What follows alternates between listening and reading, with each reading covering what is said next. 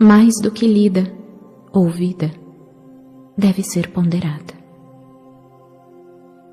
Eu sou o Cristo. Enquanto atuo desde as mais altas esferas da consciência criativa divina, minha influência envolve o seu mundo. Usando uma metáfora, estou tão distante em consciência do seu mundo quanto o Sol está da Terra. Entretanto, se você me chamar com sinceridade, estarei tão perto quanto for necessário para ajudá-lo. Haverá muitos que não poderão receber estas cartas. Estes ainda não estarão prontos para elas. Haverá aqueles que tentarão abafar a sua existência, uma vez que os ensinamentos que contém serão uma ameaça para o seu sustento ou religião. Eles não terão êxito. A oposição apenas reforçará estas cartas. Haverá aqueles que receberão estas cartas com alegria, uma vez que suas almas sabem que mais além das religiões do mundo se encontra a verdade, a realidade da existência. Estes prosperarão e finalmente salvarão o mundo da autodestruição. Agora continuarei minha autobiografia do ponto onde parei em minha última carta. Meu propósito, ao dar a você alguns detalhes biográficos de minha entrada na vida pública como mestre e curador, é evidenciar as atitudes e comportamentos da minha juventude, assim como as circunstâncias em que alcancei o meu próprio estado de humanidade espiritualizada. É importante que você possa visualizar como era a Palestina na época em que estive na Terra e perceber claramente os conflitos internos que meus ensinamentos despertaram nas pessoas doutrinadas na crença judaica e nos ritos tradicionais. Estes conflitos são o ponto central que incapacitou os evangelistas de registrar, com precisão, tudo aquilo que tentei ensinar. Nos evangelhos, são frequentes as referências às minhas parábolas, que descrevem a realidade do reino dos céus ou reino de Deus, seja qual for o termo que os evangelistas tenham utilizado. Porém, em nenhum lugar foi feita uma tentativa para aprofundar o sentido das palavras em si, para explorar as figuras de linguagem, ou para chegar ao significado espiritual do reino de Deus ou do reino dos céus. À medida que eu falar sobre os verdadeiros sermões que dei às pessoas, à luz das minhas experiências no deserto e do seu próprio conhecimento dos fatos científicos, você será capaz de entender pelo menos um pouco daquilo que tentei ensinar naquele tempo, uma vez que meu sucesso foi muito limitado. É imperativo que outra tentativa seja feita no começo desta nova era, deste milênio, pois é com base no meu elevado conhecimento espiritual, privilegiado e iluminado, que será fundada e se desenvolverá a próxima era.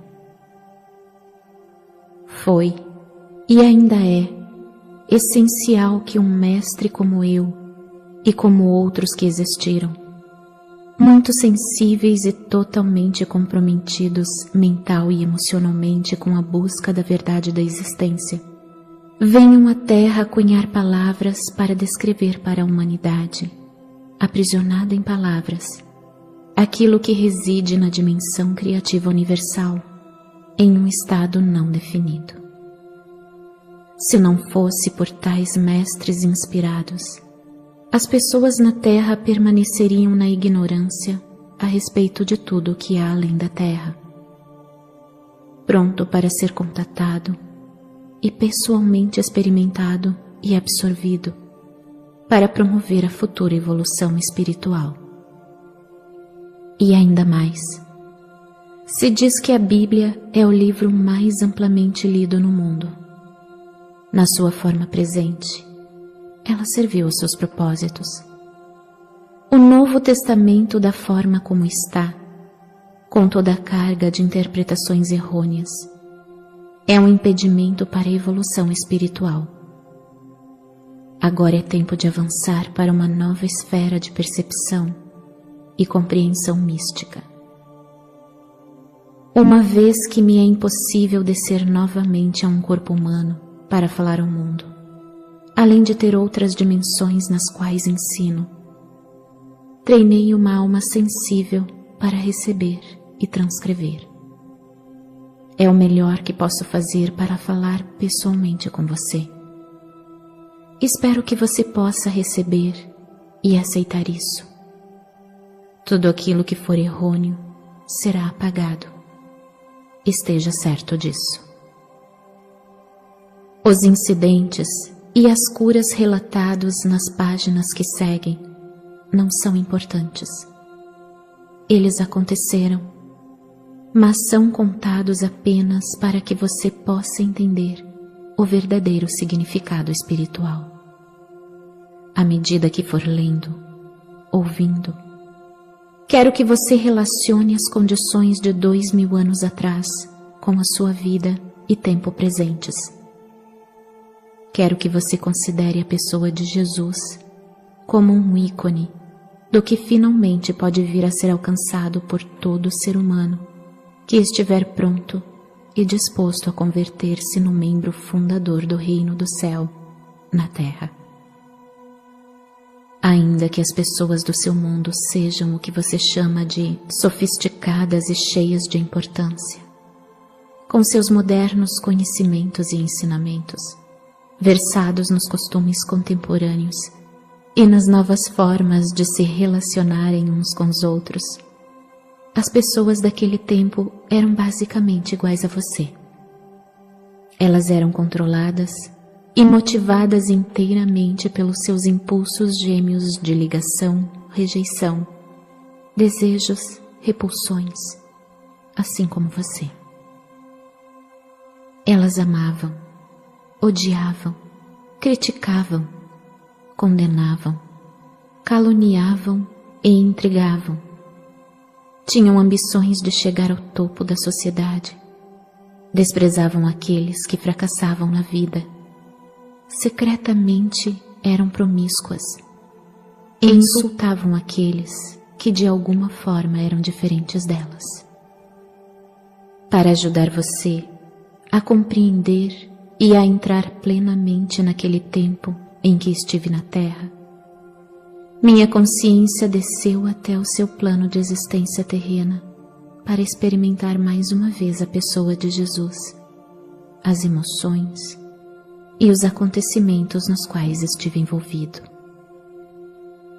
Quando saí do deserto e pus o pé na estrada em direção à minha aldeia de Nazaré, ainda estava exultante, exuberantemente feliz com um conhecimento tão glorioso revelado a mim no deserto. Fixei completamente meus pensamentos em tudo o que havia aprendido. E se meus pensamentos se perdiam nas minhas antigas formas negativas de pensar, rapidamente me voltava para o Pai para receber a inspiração e determinação para superá-los. Desta forma, eu voltava constantemente à luz da consciência e do entendimento.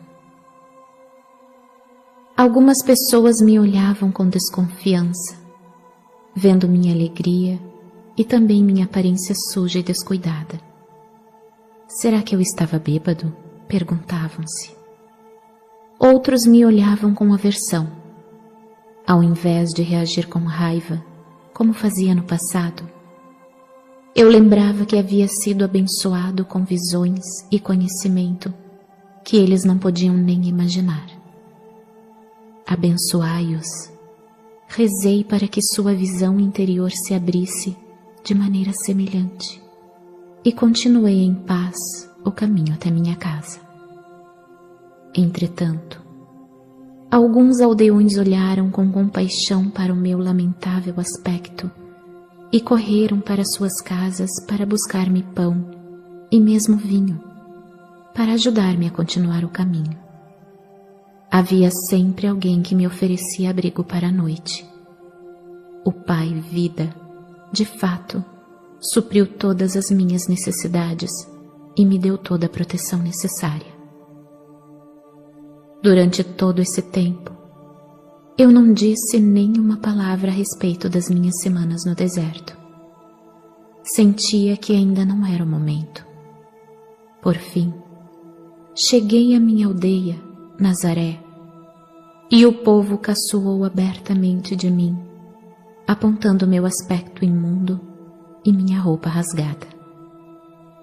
Vagabundo, preguiçoso, sujo, foram algumas das palavras mais amáveis que me lançaram.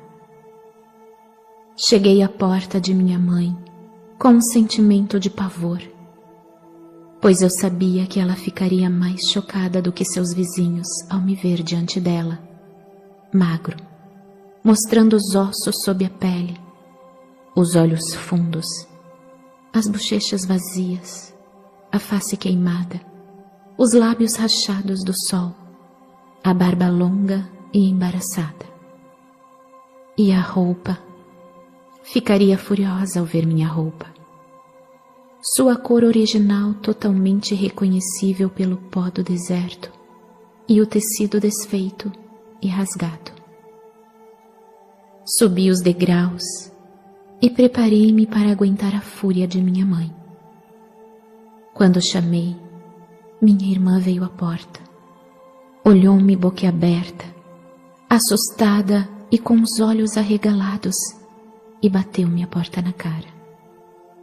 Ouvi-a correr para os fundos da casa gritando: "Mãe, vem depressa! Há um homem velho e sujo na porta." Escutei minha mãe resmungando irritada para si mesma, enquanto corria para a porta. Abriu-a de repente e ficou paralisada pelo choque. Eu sorri por um momento. Ela olhou-me de cima a baixo, cada vez mais horrorizada ao dar-se conta de que este homem de terrível aspecto era de fato seu filho rebelde, Jesus. Estendi minha mão para ela, dizendo: "Sei que causo pena a você, mas pode ajudar-me?" Imediatamente sua expressão mudou e, levando-me para dentro, trancou a porta. Depressa disse para minha irmã assustada: "Deixa de escândalo e põe água para ferver. Seu irmão está morto de fome. Não importa em que confusão se meteu. Ele é da família. Temos que cuidar dele." Suavemente me ajudou a tirar a roupa, inclinou-me sobre um grande recipiente de água e esfregou-me até ficar limpo. Lavou-me, cortou-me o cabelo e barba e cuidadosamente cobriu as feridas do meu corpo e lábios com uma pomada cicatrizante. Nenhum de nós quebrou o silêncio. Saboreei o amor que ela me demonstrou e tentei demonstrar minha gratidão com uma atitude mais doce e sensível.